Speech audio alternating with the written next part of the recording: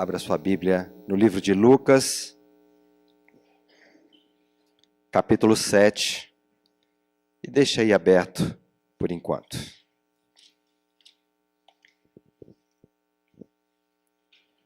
Vamos orar nessa hora. As crianças estão saindo, os adolescentes. Senhor, graças te damos, Pai, por esta manhã, pela vida que o Senhor nos tem concedido, pela vida eterna em Jesus também. Obrigado por podermos nos reunir aqui neste lugar com toda a liberdade para te buscar, te adorar, te louvar. Agradecer, Senhor, tudo aquilo que o Senhor tem feito em nós e por nós, Pai. Rogamos agora a tua graça e o teu favor, a assistência do teu Espírito Santo, Senhor, para nos ajudar a meditar na tua palavra. E que o teu Santo Espírito venha ministrar a cada um dos nossos corações, de uma forma particular, de uma forma especial, segundo o teu querer e segundo a vontade, a necessidade de cada um, Pai. Em nome de Jesus. Amém. Alguém sabe ou se lembra o que estava acontecendo aqui no Brasil em 1620? Tem algum historiador aqui na nossa igreja? Não, né? A nossa história, a gente sabe pouca coisa, né? Nos anos de 1500, 1600, as informações são poucas e esparsas. Mas, em 1612, os franceses invadiram o que hoje é o Maranhão. Eles queriam formar aqui a França Equinocial. Foram expulsos em 1615, fundaram o Forte de São Luís, que acabou dando origem à cidade de São Luís, a capital do estado do Maranhão hoje, né?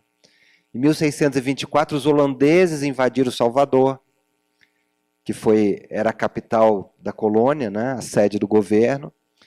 Ficaram lá até o ano seguinte, onde foram expulsos. E os mesmos holandeses invadiram Pernambuco, né, a cidade de Recife, em 1637, ficaram lá até 1644, fizeram um governo bom, aliás, lá, trouxeram muitos artistas, intelectuais, né, e até hoje você consegue encontrar nordestino de olho azul, né, por causa dos holandeses. Mas você sabe que no ano de 1620, nos Estados Unidos, alguns colonos fundaram a vila de Plymouth, no estado de Massachusetts, no nordeste dos Estados Unidos. E essa é uma data muito celebrada, na verdade, nos Estados Unidos, né? 1620, por causa desses colonos. Eles chegaram num navio, né, chamado Mayflower também, que é muito famoso. Só que naquele ano, no inverno daquele ano, que no hemisfério norte ocorre em dezembro, eles chegaram em setembro, houve um inverno extremamente rigoroso, particularmente rigoroso, e a colheita de inverno foi muito ruim para esses colonos. E vocês sabem que não tinha supermercado, né, irmão? Se não desse, a terra não desse, passava fome, né? Vou ali no supermercado comprar porque não deu a colheita. Não tinha isso. Só que no ano seguinte, os colonos tiveram uma ótima colheita de verão, a colheita do meio do ano, de milho, em 1621. E por ordem do governador da vila de Plymouth, eles fizeram, em homenagem ao progresso da safra, né, foi marcada uma festa para o início do outono de 1621. E os homens da vila mataram patos, mataram perus, né? E fizeram parte do cardápio também peixe, milho nessa festa.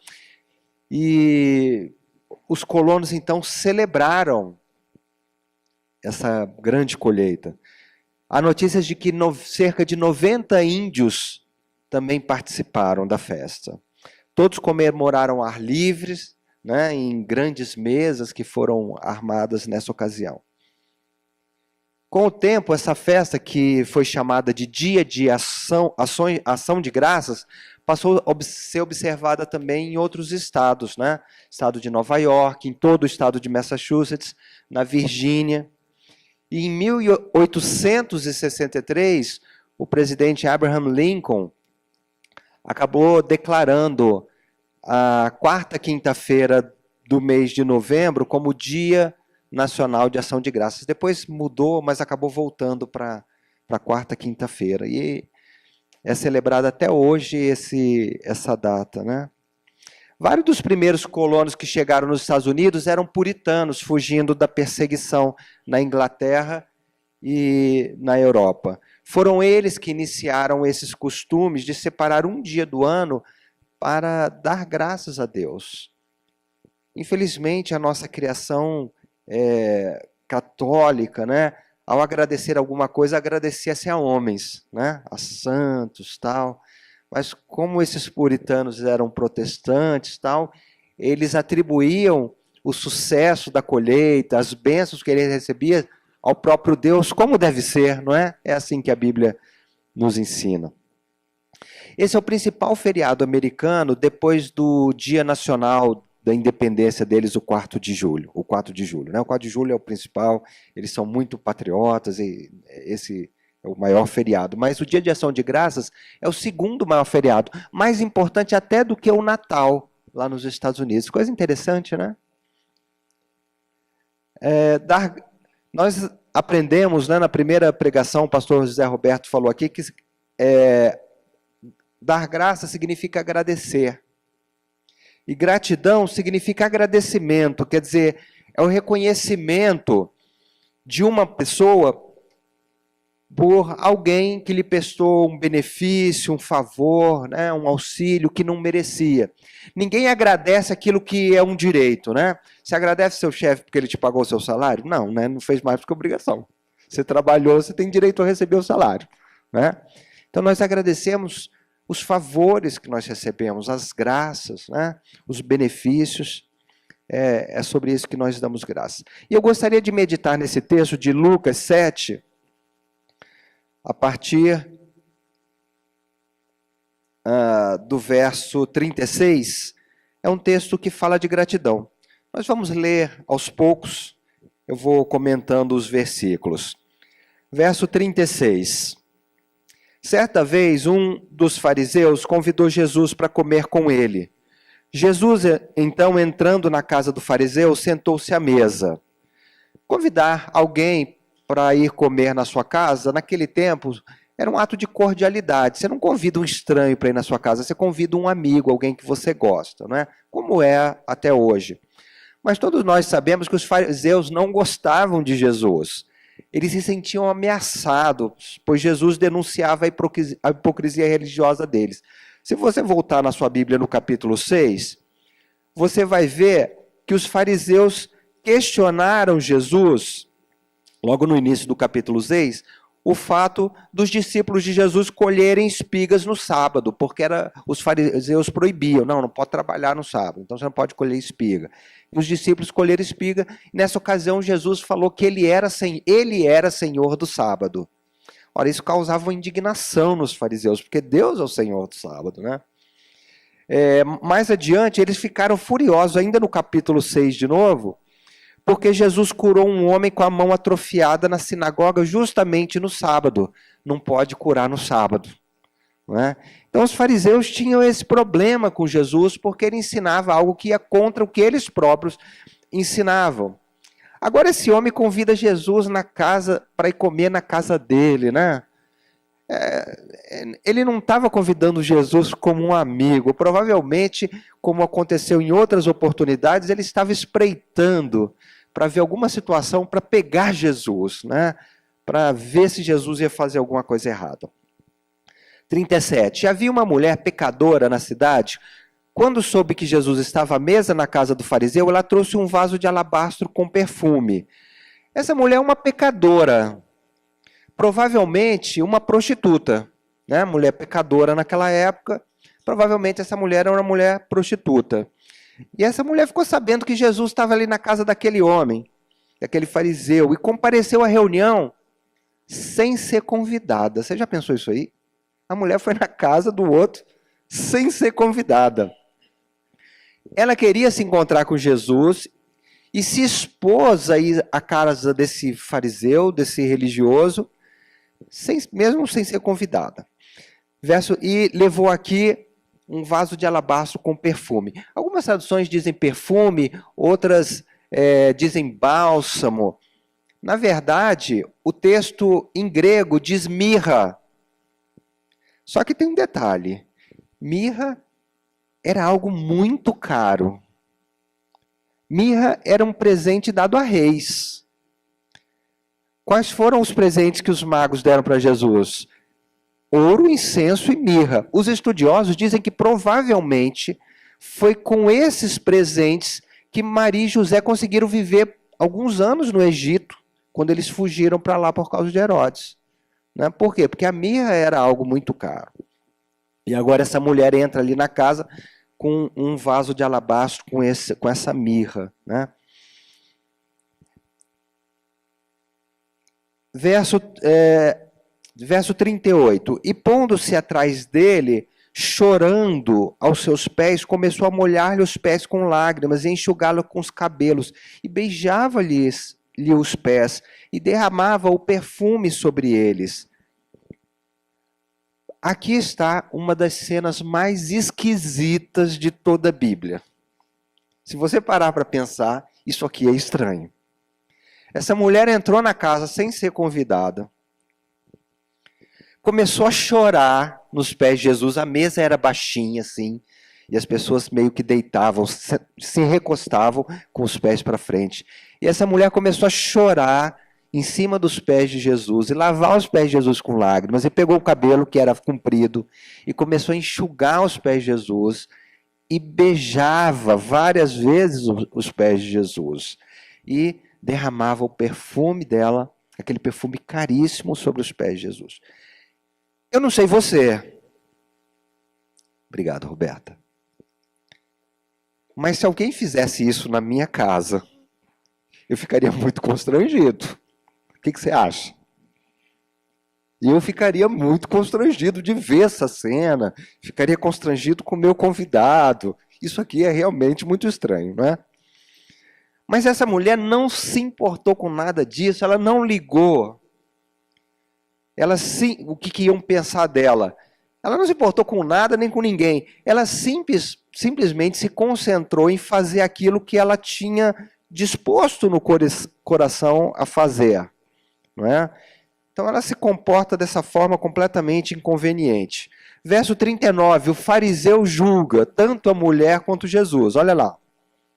Mas ao ver isso, o fariseu que o convidara disse consigo mesmo: se esse homem fosse profeta, saberia quem o está tocando e que espécie de mulher ela é, pois é uma pecadora. No seu coração, o fariseu tinha um profundo desprezo por aquela mulher, por ser pecadora, por ser uma mulher de má fama. Provavelmente, se o fariseu passasse na rua por essa mulher, ele passava para o outro lado. Se ele tivesse acompanhado da esposa dele, a mulher agarrava no braço do marido, assim, puxava ele por causa dessa mulher. Não é? Então o fariseu tinha um desprezo por ela. Mas ele também demonstra rejeição pelo próprio Senhor Jesus. Se Jesus de fato fosse um profeta, ele saberia quem estava tocando nele. Essa mulher é uma pecadora. Esse cara não é profeta coisa nenhuma. Esse homem aí não é profeta coisa nenhuma. Né? Afinal de contas, não fica bem para um religioso, um homem de Deus, se misturar com determinado tipo de gente, com gentinha, uma pecadora, né? Esse cara não é profeta, é coisa nenhuma, sabe? E foi isso que passou no coração do fariseu. Agora veja a hipocrisia deste homem no verso 40. Mas respondendo Jesus lhe disse: Simão, tenho uma coisa a dizer-te. Ele respondeu: dize-a, mestre. Olha que hipocrisia, que hipócrita. Dize-a, mestre. No seu coração ele havia desprezado Jesus, agora chama Jesus de mestre, né? É um hipócrita, né? É um fariseu, como a gente fala hoje, né? É um fariseu. Então Jesus fala aqui uma parábola interessante, a parábola dos dois devedores, né? Está no verso 41, 43. Veja aqui que diz o texto. Certo credor tinha 2 devedores. Um lhe devia 500 denários, o outro 50. Não tendo eles com que pagar, perdoou a ambos. Qual deles o amará mais? Simão respondeu, suponho que seja aquele a quem mais perdoou. E Jesus disse, avaliaste bem. Veja, um denário era o salário, a diária de um trabalhador braçal. Quanto é que está a diária hoje? Uns R$ 150, mais ou menos. É isso que está a diária, né? Então, mais ou menos, o denário era isso aí, mais ou menos R$ 150.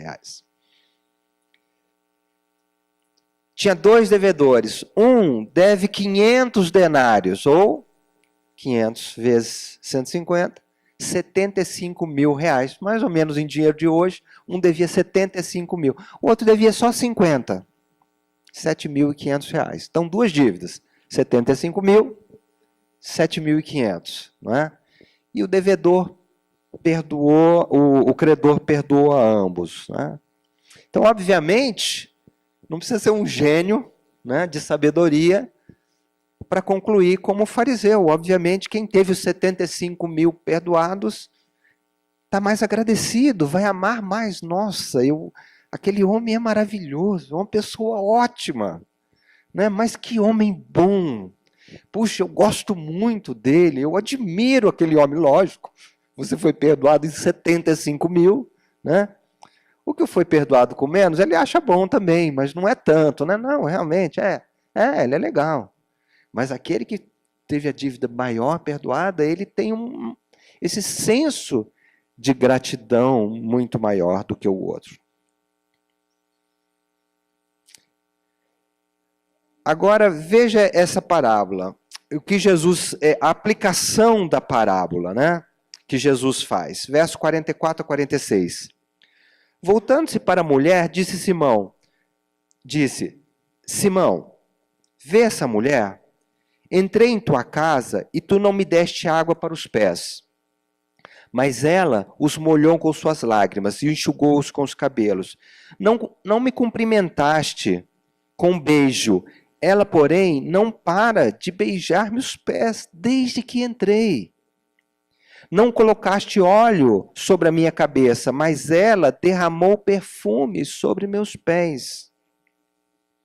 As 3 coisas que Jesus está se referindo aqui nessa aplicação que ele faz da parábola, eram atitudes de hospitalidades normais e esperada de qualquer pessoa. Quando você recebia alguém na sua casa, um bom anfitrião, ao receber a visita, dava um ósculo, né, um beijo, o homem no homem, né, ele beijava a face do homem. O dono da casa providenciava para que o visitante tivesse os seus pés lavados por um criado ou um filho menor, porque as estradas e as ruas eram de terra, as pessoas andavam de sandálias de couro, né? Qualquer irmã que usa rasteirinha sabe que esse negócio não cheira bem e suja o pé.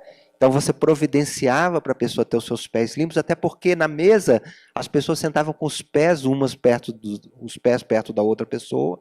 Então você lavava o pé da pessoa e você botava óleo aromatizado no cabelo da pessoa. Mas Simão, que chamava Jesus de mestre, não fez nada disso. Hoje, se alguém for na sua casa, pelo menos uma água você vai oferecer, um cafezinho, pelo menos, não é? As pessoas nessa época faziam essas 3 coisas, era o mínimo que se fazia, né? Simão foi extremamente rude e deselegante com Jesus. Simão foi muito grosseiro com Jesus. E Jesus está falando disso para Simão, né? Agora veja o contraste com a mulher, é um contraste tremendo. Ela lavou os pés de Jesus com as lágrimas. Ela enxugou os pés de Jesus com os cabelos. Ela não parava de beijar os pés de Jesus. E ainda colocou aquele perfume. Não era só o perfume. Aqui o texto fala que ela ungiu os pés de Jesus. Provavelmente era um óleo misturado com mirra.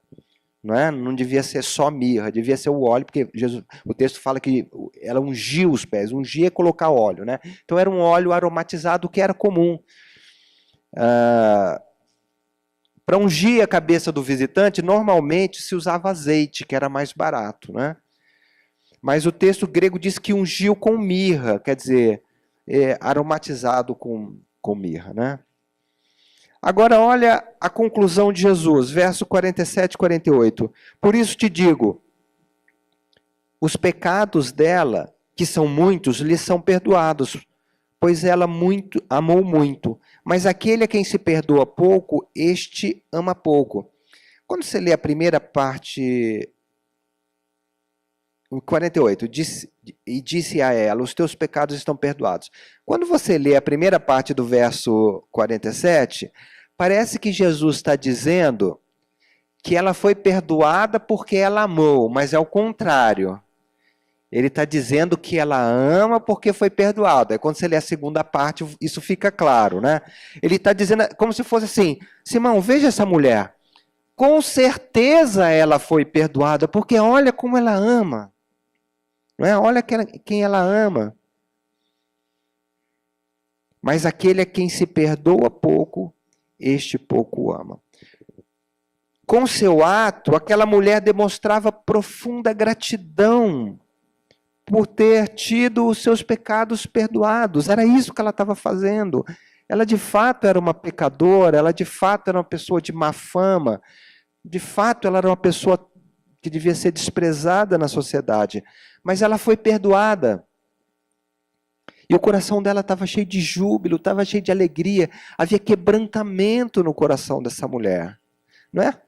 Ela chorava, mas ela não estava chorando de tristeza, ela estava chorando de gratidão. Isso mostra a relação que existe entre o perdão e amor, e entre amor e gratidão. Entre amor e gratidão. E aqui eu gostaria de tirar uma lição desse texto para as nossas vidas.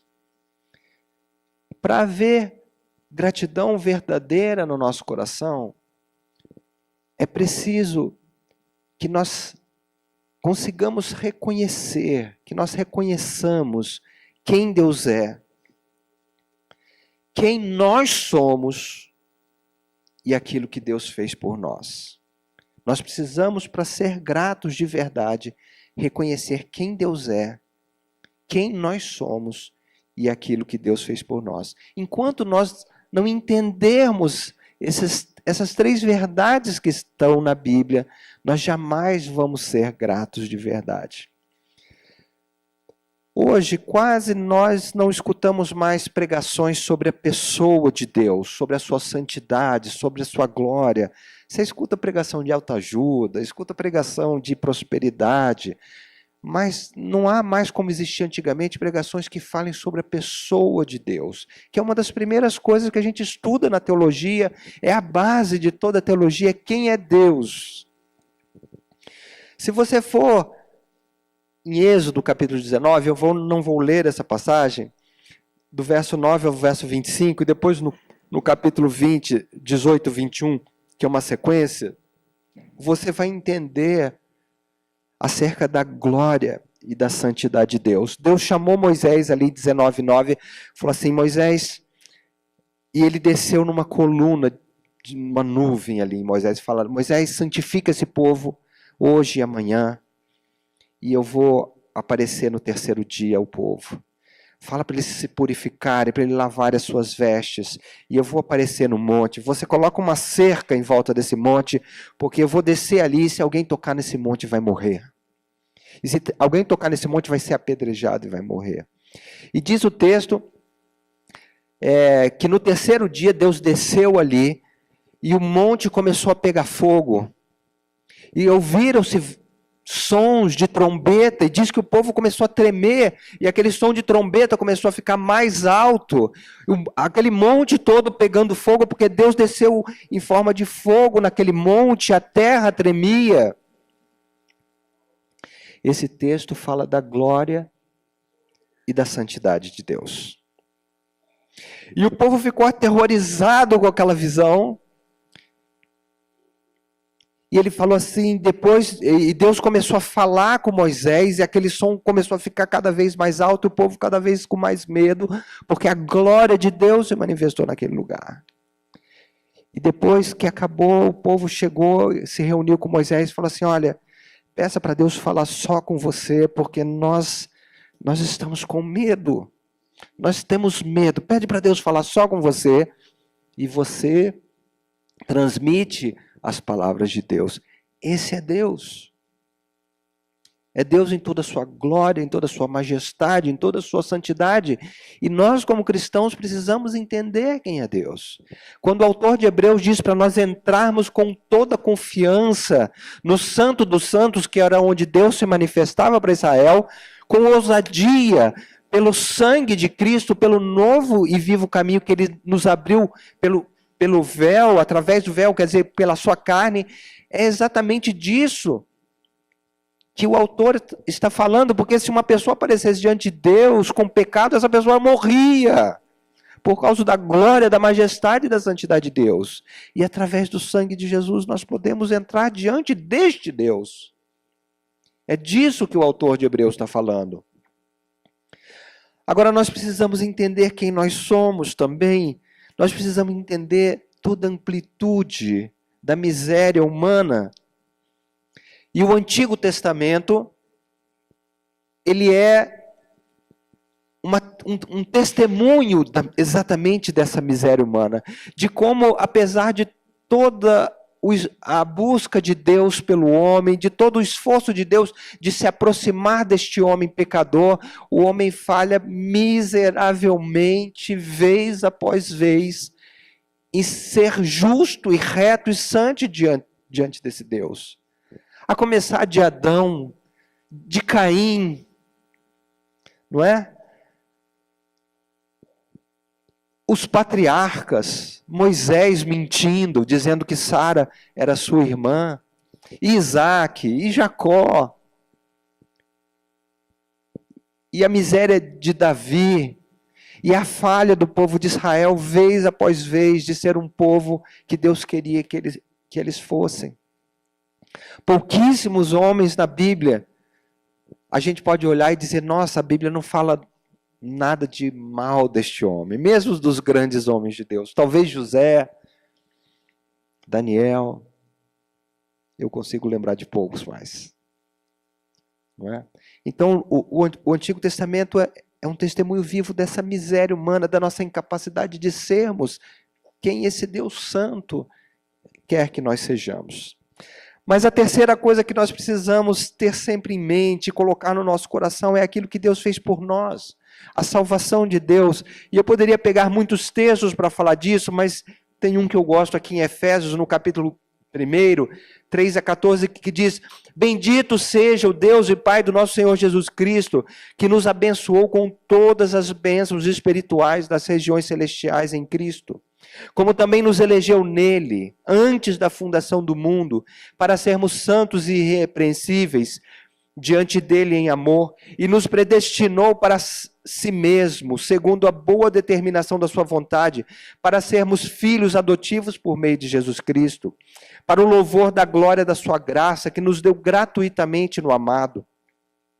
Nele temos a redenção, o perdão dos nossos pecados pelo seu sangue, segundo a riqueza da sua graça, que ele fez multiplicar-se para conosco em toda sabedoria e prudência, e fez com que conhecêssemos o mistério da sua vontade, segundo a sua boa determinação que nele propôs, para a dispensação da plenitude dos tempos, de fazer convergir em Cristo todas as coisas, tanto as que estão no céu como as que estão na terra. Nele também fomos feitos herança, predestinados conforme o propósito daquele que faz todas as coisas segundo o desígnio da sua vontade, a fim de sermos para o louvor da sua glória. Nós, os que antes havíamos esperado com Cristo, nele também vós, tendo ouvido a palavra da verdade, o evangelho da vossa salvação, e nele também crido, fostes selados com o Espírito Santo da promessa, que é a garantia da nossa herança para a redenção da propriedade de Deus, para o louvor da sua glória. Quando eu olho para trás, Agora, já fazem quase 40 anos que eu me converti. Eu era um adolescente, um jovem. Mas quando eu olho para trás, eu vejo quem eu era. Eu vejo onde eu estava. Eu vejo da onde o Senhor me tirou. E o meu coração é grato a Deus por tudo aquilo que Ele fez na minha vida e está fazendo, não é? Quando nós pensamos em tudo que Deus fez por nós, e quando eu penso em tudo que Ele fez por mim, olha, esse texto diz que Ele nos abençoou com toda sorte de bênçãos espirituais. Deus já te abençoou. Às vezes a pessoa fica orando, Senhor, me abençoa. Deus já te abençoou. Não com uma ou duas bênçãos, mas com toda sorte de bênção. O Senhor nos escolheu nele para sermos santos e irrepreensíveis. O Senhor nos predestinou para sermos seus filhos. O Senhor nos salvou da perdição, diz o texto. Nos perdoou dos nossos pecados. O Senhor nos deu vida eterna. O Senhor nos fez de nós herança sua. O texto está falando que você é herança de Deus. Você é a herança de Deus. O texto também diz depois que nós temos uma herança em Deus. Mas nós somos a herança de Deus. Como que nós podemos pensar nisso e não vermos o tamanho daquilo que Deus fez por nós? Quem é Deus? Quem nós somos? O que Deus fez por nós? E o texto diz que Ele nos selou com o Espírito Santo para nós sermos propriedade de Deus, propriedade exclusiva de Deus. Você é propriedade exclusiva de Deus. Cada um de nós somos propriedade de Deus. Você pertence a Deus. Quando você olha para o seu filho, você diz, esse é o meu filho. Quando Deus olha para você, Ele diz, é meu filho, é meu. Então, a Bíblia fala, o texto que o pastor Zé Roberto leu aqui, no nosso momento de oferta, fala da gratidão, ele fala 3 vezes para nós sermos agradecidos, mas para que nós possamos ser verdadeiramente agradecidos, nós temos que olhar para Deus, vendo quem Ele é de verdade. Nós temos que olhar para nós, quem nós somos, para a nossa miséria, não é? Nós que podemos falar como Paulo, o bem que eu quero fazer eu não faço, o mal que eu não quero fazer, às vezes eu acabo fazendo. E nós precisamos reconhecer quem nós somos. Mas, acima de tudo, nós temos que olhar para a palavra e vermos o que Deus fez por nós, da onde o Senhor nos tirou, o que Deus está fazendo na nossa vida agora e as promessas que nós temos em Deus de passar a eternidade diante do Senhor. O que você vai passar no céu lá, tocando harpa com os anjos? Não, nós vamos passar a eternidade conhecendo a Deus. E isso não vai ser suficiente. Mas nós vamos passar toda a eternidade crescendo no nosso conhecimento de Deus. E nós, cada dia que se inicia, quando nós abrimos os nossos olhos, nós devemos nos lembrar de todas essas coisas. E a primeira coisa que nós devemos fazer quando nós abrimos os nossos olhos a cada dia é dizer, Senhor, muito obrigado. Eu te louvo, eu te adoro por mais esse dia de vida. Amém? Que o Senhor nos abençoe e nos ajude e nos dê a graça de sermos fiéis a Ele. Amém? O povo de Israel murmurou 40 anos e perdeu a bênção de Deus por causa da murmuração. Que não sejamos assim, que nós tenhamos esse coração como dessa mulher pecadora, coração grato ao Senhor. Vamos ficar de pé. Deus te abençoe, te dê uma semana abençoada na presença dEle, que o Senhor esteja na tua casa, que a sua casa esteja coberta com a paz do Senhor e com a presença do Espírito Santo. Amém? Senhor, graças te damos pela tua palavra, Senhor, que é fonte de vida para nós, Pai. Nós queremos sempre guardar essa palavra no nosso coração, como diz o salmista, para não pecar contra ti. Que o Teu Espírito Santo esteja na nossa vida, Pai, nos enchendo, nos guiando, nos dando direção, para que nós possamos viver a nossa vida de uma maneira que Te agrada, de uma maneira que glorifica o Teu nome. Abençoa as nossas vidas, nós Te damos graça e adoramos em nome de Jesus. Amém. Que o amor de Deus, o nosso Pai, a graça do nosso Senhor, do nosso bendito Salvador Jesus Cristo e a consolação e a comunhão do Espírito Santo esteja sobre a tua vida, meu irmão, minha irmã, agora e sempre. Amém. Vamos em paz e que o Senhor nos acompanhe.